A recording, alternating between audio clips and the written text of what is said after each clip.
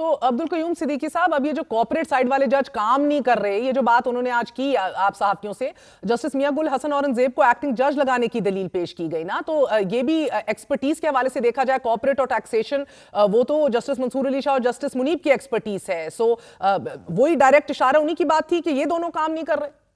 या बिल्कुल, अगर हम देखें तो ना सिर्फ ये मौजूदा चीफ जस्टिस कह रहे हैं, बल्कि इससे पहले के चीफ जस्टिस जो हैं वो भी कह चुके हैं। जब आपको याद होगा कि प्रैक्टिस एंड प्रोसीजर कमेटी के ऊपर मामलात हुए थे,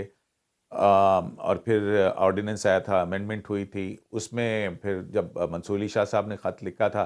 तो फिर बड़ी तफसील से उन्होंने बताया था कि कौन से जज साहब अब क्या कर रहे हैं। अब तो ये भी बात रिपोर्टेडली ये कही गई है कि जुडिशल कमीशन की मीटिंग के अंदर भी जब ये दोनों फाजिल जज साहबान उठ के जाना चाह रहे थे तो उनको बिठा के और कहा गया कि आप तो अभी इतनी छुट्टियां करके आए हैं। दूसरे जज साहब को कहा कि आप इतने बैरून मुल्क दौरे और इतनी छुट्टियां करके आए हैं, और अगर जज साहबान छुट्टियों के ऊपर ही रहेंगे तो फिर सुप्रीम कोर्ट ऑफ पाकिस्तान किस वक्त और कब क्या काम करेगी।